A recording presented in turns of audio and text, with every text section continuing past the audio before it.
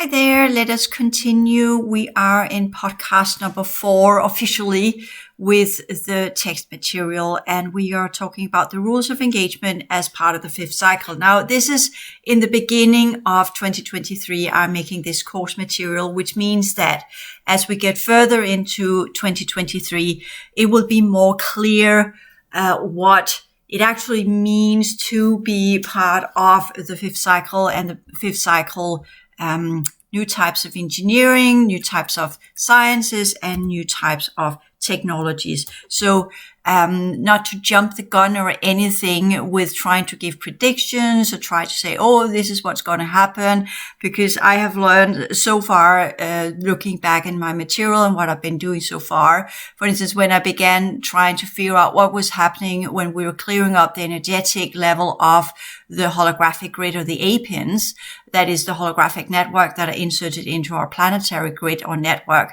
And thereby, I was just kind of having these ideas of what it were. But when it came to it and what I've been making, it was all about the sun. It was about the stargates and was on a completely different level than what I could anticipate, because we are always projecting our current level of perception into what we think reality will be. And thereby it's clever sometimes to not try and predict what's happening, but actually just go with the process and trust the process, because the process itself is the unraveling of the pattern that we are entering into. And we are in uncharted waters all the time. So as I also talk about a little bit in the tutorials on food, health, and environment, as well as in the whole Changemaker updates for 2023, I am here addressing some of the challenges that we are having as the reality changes around us. And even though I call it the new reality programs, it is now just a catch of different types of programs that are going to be rolled into our reality from different groups, from different species, from different angles, not just the Niburian matrix of change, which we had from 2019 until 2021, technically. It ran into 2022. They're really trying to make it work, but it didn't. And all of the other things, the fluctuations and all the things that are going on all the time. So predictions are difficult. And that also applies, of course, when we do our projects and when we do our try to run a business, or we try to drum things up. That comes with, yes, we kind of need to operate inside the base program. And by that, we are creating projects from where we have an income. And at the same time, we're also transforming energy. So we have that double aspect of everything we're doing. We both have to cover the basis of the base program, what we need to be inside the base program, as long as there is this financial system, as long as there is economy, as long as there is a trade system, as long as things are working the way they are. And that's not going to change right now, because there is this, even when we talk about the different groups that are here, there is the exchange rate between goods and services, whatever that means. So that means there's always some kind of trade or exchange of something, and which trade technically is, you have one item, you trade into something else because you want what someone else has got, and that's not going to change right away. So we might say, well, we are going into a moneyless system because everything's run on the internet now, right? So in a way, we kind of already letting go of the physical money, and we will change that perspective, not as in which many have predicted that it'll be that kind of cryptocurrency. And I think it's important to understand that crypto actually means hidden. It's Greek. It means hidden or secret. So it was probably in my opinion, made as an attempt to try and work around the general currencies and the establishment of currency, and trying to create an alternative to that. And then it became virtual reality money. And from the beginning of this, the crypto age has all to do with the AI. So thereby I have not jumped upon that wagon, even though many have made a lot of money and they have literally traded virtual money for virtual goods and services, which is an interesting aspect of trying to take something and make it completely virtual, which of course will for some in the transhuman agenda be part of their future. So we hereby understand that's the transhuman agenda. So what is the agenda, for instance, when we talk about fiscal year and financial systems and economies in a fifth cycle that are run by the enhanced humans of the original workstations. I talk about this in the new reality challenges of the Stargates. So how's that going to play out? And that is a very, very good question. My best guess is that we will get a type of currency that is similar in the entire Western world. I'm here talking about America and the new united Europe that will arise within the next 10 to 15 years. So we'll have two huge blocks with America and the united Europe that will be together, and they will then have that same type of currency as we already seen with the euro that has been made inside Europe, trying to water out the differences between the currencies and have one currency. You have your local one, the national one, and you have that global one. And I think that will extend into America, even though Americans say, well, our dollar is technically global, right?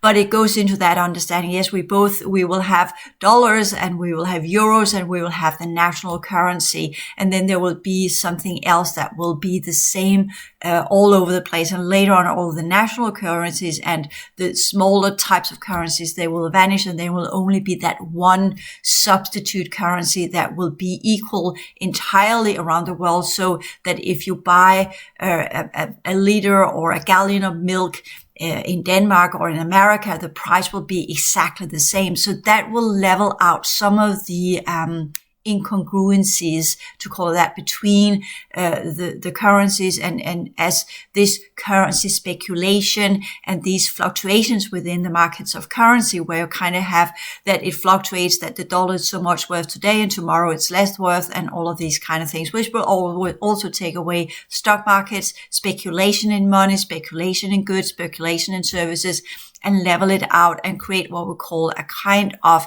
equality and equalness in what the money holders, what we earn is the same wage all over the Western world. So even if you work in America or you work in Denmark, the wage will be the same for the same amount of work, for the same type of work. But bear in mind that the work we will have in the future will be very dissimilar to the work we have now. Quite a lot of the physical types of work will be changed and will be what you call substituted with different forms of mechanical, not necessarily robots, but different types of technologies that will take care of quite a lot of the mechanical things that we're doing today. For instance, what about construction work, for instance, with buildings? Well, since the material that buildings are going to be built by in the future, due to the fourth and fifth cycle features that goes with what we call fourth and fifth dimension features, well, it will be based upon nanotechnologies. That's going to be a completely different way of create buildings. The same with, we have a little bit of the 3D printing that is a foretaste, a prelude to the quantum computers that are going to be able to do the same, but with nanotechnology. So we're going to have a whole new bunch of technologies that we don't know of yet. Airplanes will be also built upon different types of technology that are similar to nanotechnology and changeable. And I keep thinking about Transformers, where we kind of have these elements that can change accordingly to whatever they're programmed to be. And that is going to be a part of the feature. And why is that? And one of the things we need to understand, and that's some of the things that I'm discovering more and more, is that elements, as we understand it, the periodic table with the 144 elements, of which there will be more, I think it will come up to 201 or 215. That's kind of the number I get. But how do we discover that? We discover that as we go further into the fifth cycle, and we discover that the elements, the solidification, is actually what we call a crystallization of original hollow units, as I call them, the holographic radiation vibration type of density units that are called hollow units in the future. And they will be the foundation of all types of nanotechnology. And then we will have the understanding that quite a lot of the off-planet types of elements, or elements within our planetary setting, originally came from, for instance, a lead that is, some of the lead that is found in some areas of Missouri. Sorry, I said that wrong, but just forget that because I'm not going to get stuck in details. But some places around the planet or in America or what have you, we will discover that these elements actually are original crafts that were dumped here or dropped here or came into our reality field either due to the wars or what have you. And then they got stuck and crystallized as they entered into the reality program that are, reality programs, the artificial construction that is overlaid around our solar system, that interactive simulation program that is interactively crystallizing and solidifying things into third cycle type of energies and the configuration that has been made so that the Truman Show can exist. So that's an interesting feature to see how some of these original holographic crafts that were based upon density energies, once they got in contact with the Truman Show, the architecture of the artificial construction we are part of, then they crystallized and solidified, which is interesting when we really talk about the original councils outside of our reality and what's going on inside our Truman Show is that has this been held up artificially as an attempt to try and mimic and say, well, we still have the contamination rate going on here. We still have this and that, whatever. But the matter of the fact is, it's actually the reality program that is creating that illusion because we are no longer having the contamination. Yes, it's still in some of the old networks. And yes, we have the underworld, what have you, but that can be sealed off if they wanted to. No problem or at all. It is just a matter of that they wanted to keep up the illusion that there was a reason why the quarantine should continue. And they went to the councils and said so. Some of the enhanced humans groups that are going to come under some pretty severe scrutiny in the future unless they correct their mistakes. So that's where they are right now when we talk about the fifth cycle.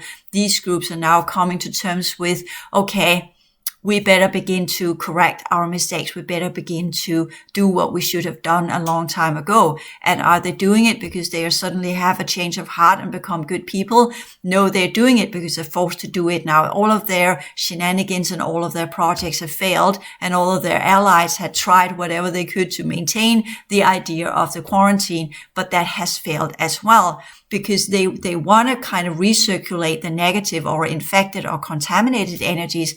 And as they do so, they get in contact with them, and then their technologies and whatever they have get affected by it, and then it all crashes and solidifies and go into entropy. So there is no really opportunity to maintain or keep up the idea of the quarantine and keep up the idea and concepts of the contamination zone. Because they try to keep drumming it up, including some of the psychotronic attacks I've had over the last 4 or 5 years, where I always say it's magic because there's a lot of stuff going on that alters my molecular state and try to recreate a sort of what appears to be a contamination, and it completely breaks down my energy system, completely demolishes me every single time, and it is really, really, really unpleasant. But after I kind of get blasted and get rid of it, and I go to the councils and they see what's been done, then the councils get more and more and more information of what's actually going on here. And then they begin to do what we call a more severe intervention protocol, because it is then discovered, okay, we're actually having groups that we thought we could trust that are now showing very clearly that they are artificially trying to create and uphold the regenesis and rehabilitation programs that no longer has a purpose and function because the contamination and infection is over.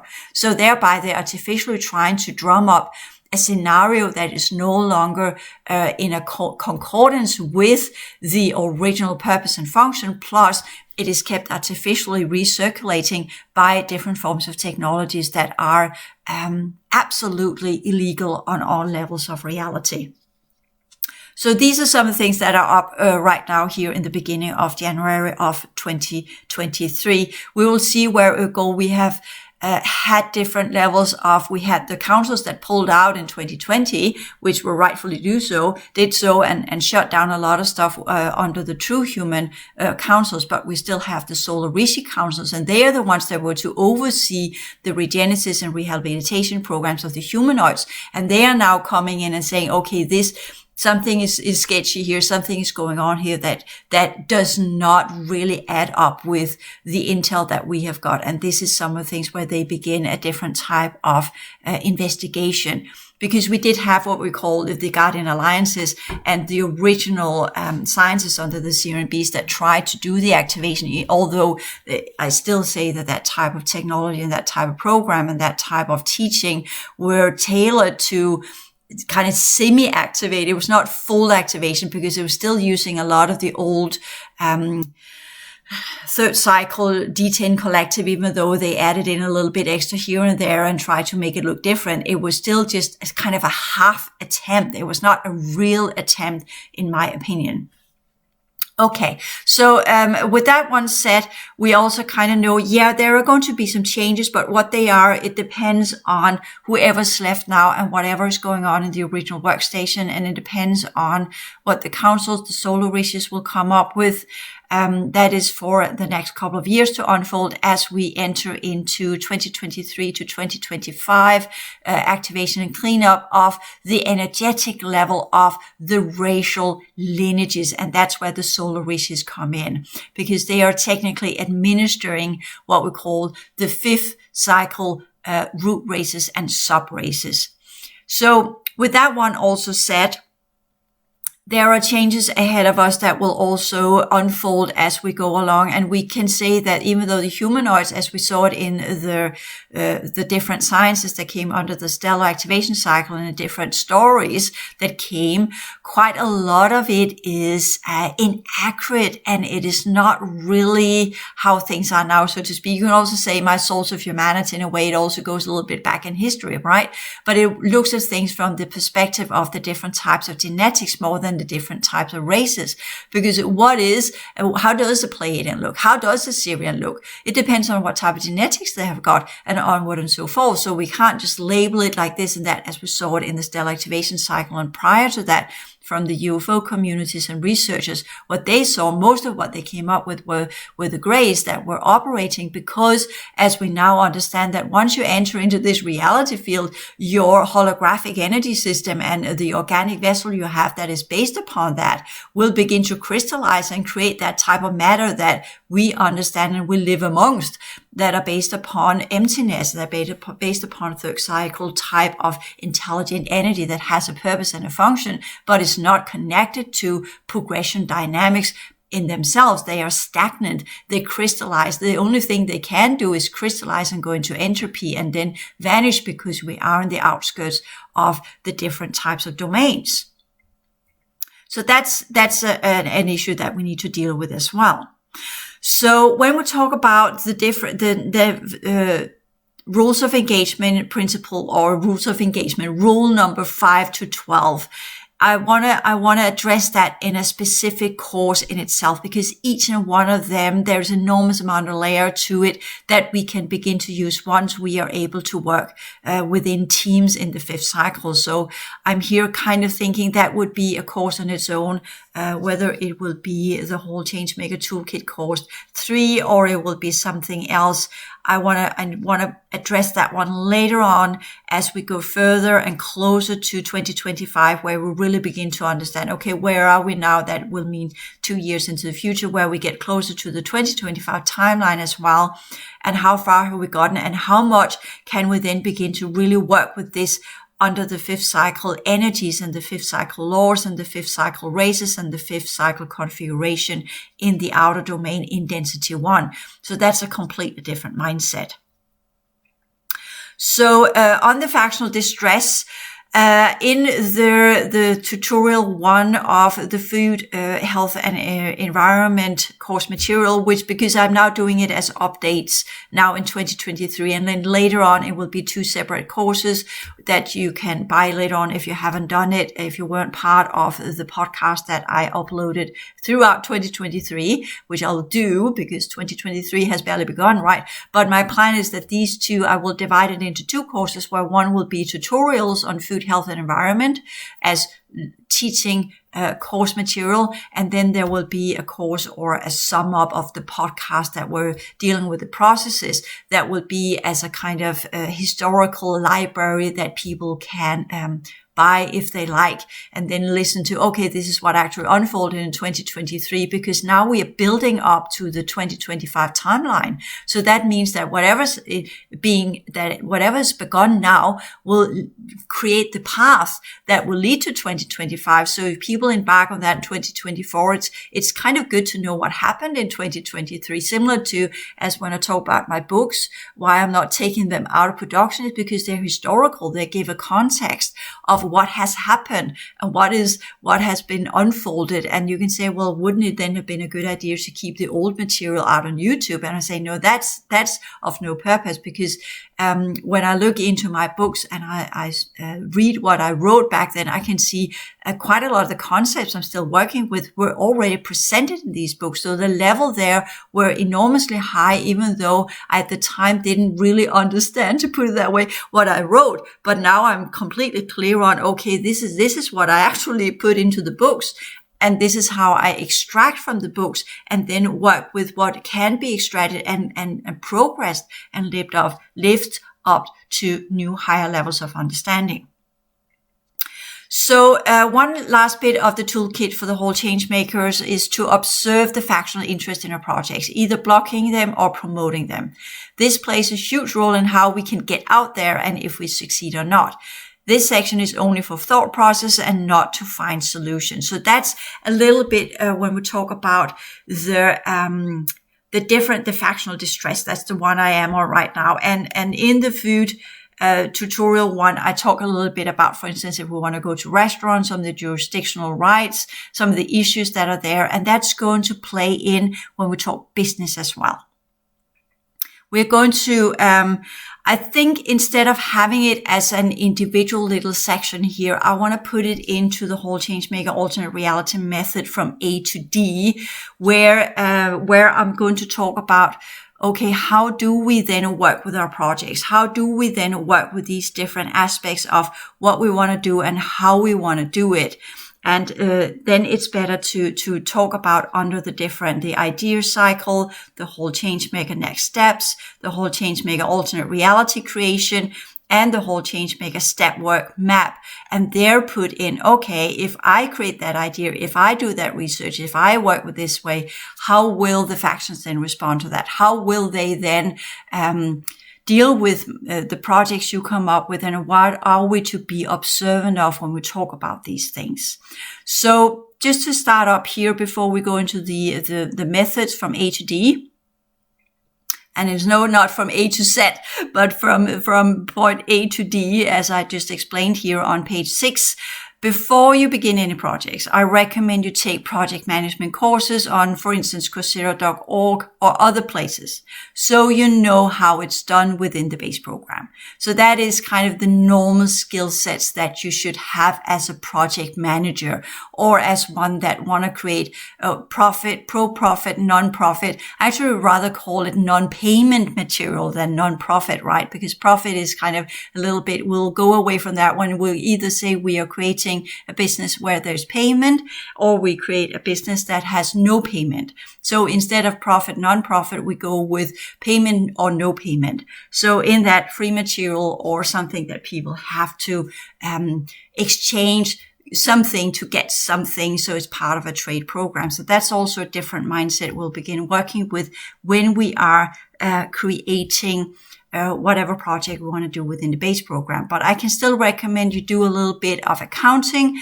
You do a little bit, courses on accounting, so you know how to do your annual accounting, so you pay your taxes. You need to know how VAT works. You need to know how the different laws around the trade system you want to put into exemplification. That means that whatever business you want to create, you need to know the laws about this within the base program. You need project management, so you understand how to create strategies, how to put something in motion, how to create the ideas, the baseline of what it means to drum up a project.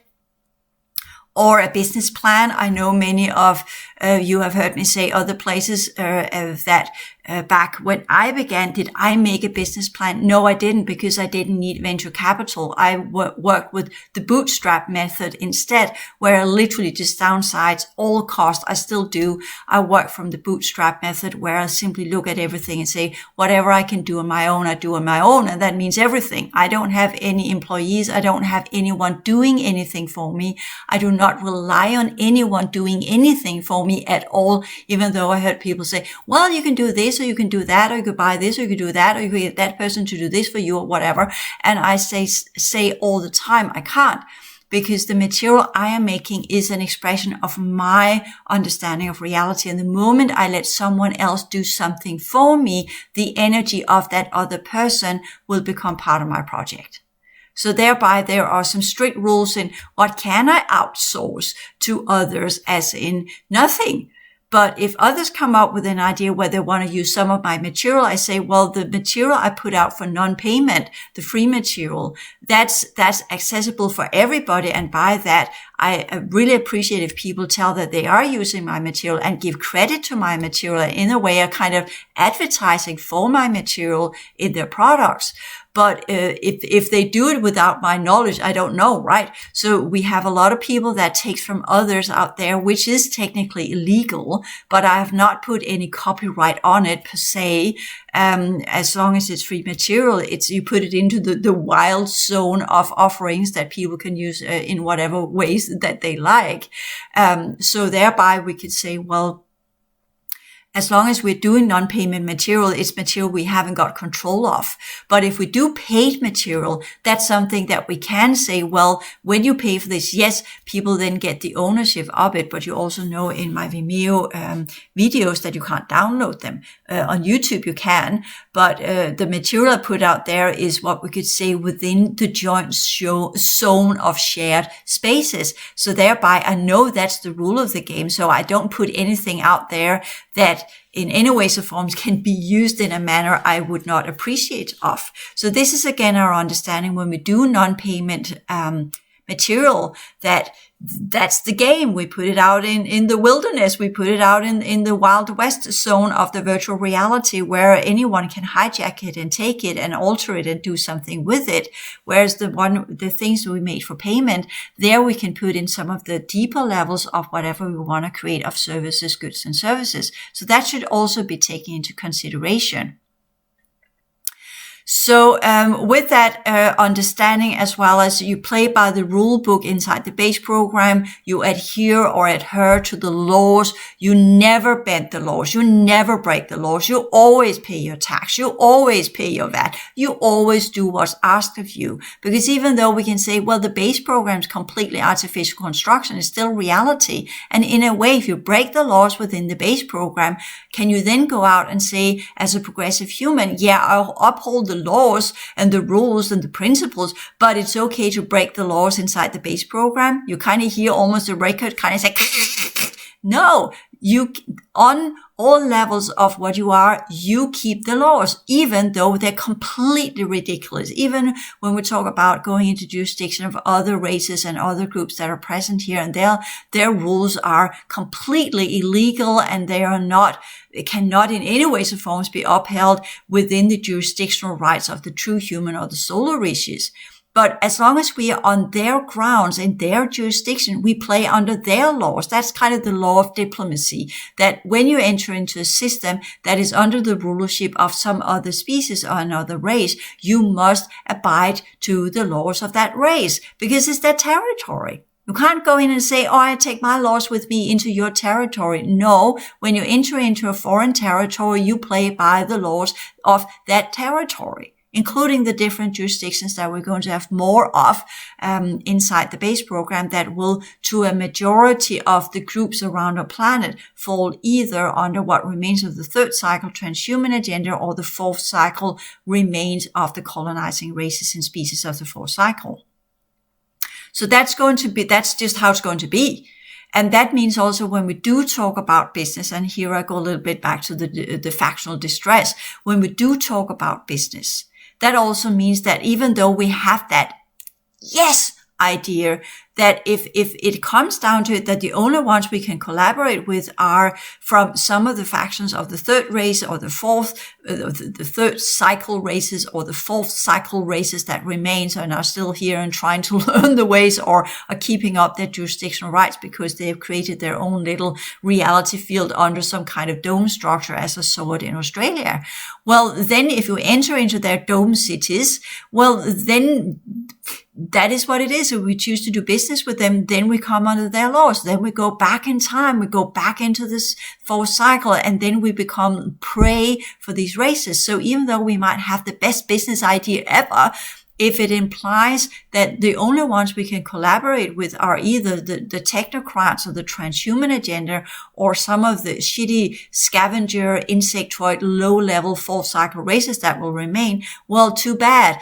You better come up with another idea. You better come up with one that at least are connected to the fifth cycle somehow. So that's also limitations that comes with that understanding, which I talk about in the tutorial, the first podcast on the food, health and environment tutorial material, where I then talk about if you want to go to a restaurant or what have you. But the idea is that the more you level up in energy, the more you rise up to the fifth cycle requirements, and the more you become part of that, the more law-bound you will be, the more limitations you will have to your free roaming around, doing whatever you want to do inside the base program. It will be narrowed down more and more and more, which for some will feel very limiting. But at the same time, you will have an enormous access to a very complex reality perception with code streams and technologies and all sorts of fancy things that you could only have as your wildest fantasies. But with that responsibility and with that level of access to a different reality, the laws become enormously important, because there you really work with holographic principles. You can't just be an elephant in a china shop. You can't do that. That's just a complete no-go, because you will demolish it for everybody else. So thereby, yes, you expand your awareness, but at the same time, you come under an enormous amount of limitation of what you can and cannot do inside the base program, right? So that's the trade-off. That's also an exchange rate. That is to let something go to achieve something else. Do you want the great expansion of the wildest, imaginative, holographic insights and access to knowledge you could only dream of? Or do you want to keep the matter reality still going by upholding that and have your quote unquote freedom to be an elephant, not in a china shop, but out in the wilderness, because the wilderness is crystallizing around you, so you can be the elephant, as we talked about with some of the holographic density features, that once they get in contact with the base program or the enclosure program that stretches out into our solar system, whatever comes in crystallizes. So that's also when we talk about some of the ones that come in and they are seen as plasma crafts or orbs or what have you. These are all some of the plasma technologies that can burn up the crystallization, but only for so long, because it runs on kinetic processes. And eventually that burns out too. So they are not there for long, which is why we only see them as short glimpses and then they're gone, because that's all that they can do inside our reality field. So that's the problem. So that barrier must be broken down, so that whatever's there can enter into our reality field without crystallizing.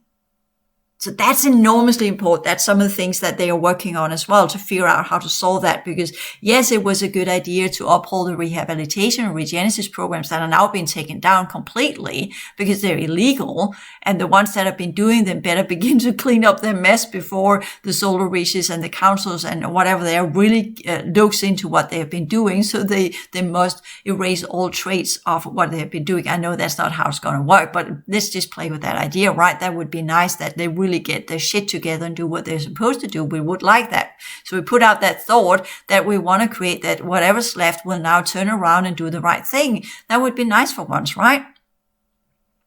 But at the same time, we're also having that if they begin to take down these technologies that are upholding the enclosure as we know of it, and the reality as we know of it, that means that if people are not ready for the molecular shift that shifts them into a higher state, a higher light quotient in their molecular structure, well, then we have another problem at our hands, as in, yes, what is upholding the crystallization, if that diminishes and ceases to exist, well, then the humans that are not, have not reconfigured their original energy system, how they're going to adapt their molecular state into be functional in the outer domain density 1 configurations and reality field setup.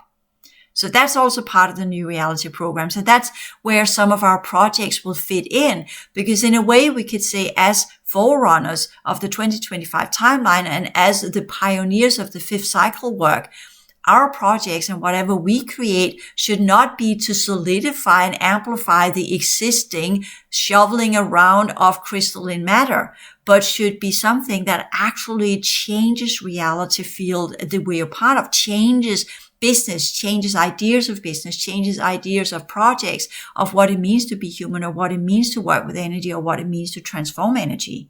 So that's part of where we'll look into the idea cycle and the method from A to D, where we say, well, this is not just about creating some kind of base program project, because you could do project management for that. So no, here we'll look at, okay, fifth cycle. How do we begin to work with fifth cycle ideas and implementing them so that we begin to break down that crystalline structure that is upholding the base program and upholding the enclosure and upholding the artificial reality we're about? So we move into the whole changemaker alternate reality methods. So I've listed the steps below, and they are the method from A to D, and they will be explained further in their own podcast. But here we just moved a little bit further on page 5, and the idea cycle, the changemaker next steps, the alternate reality creation, and the step work map will be explained in their own podcast. So that will be another 4 podcasts that will come following this one. So with that one said, until the next podcast, sorry about that. Take care.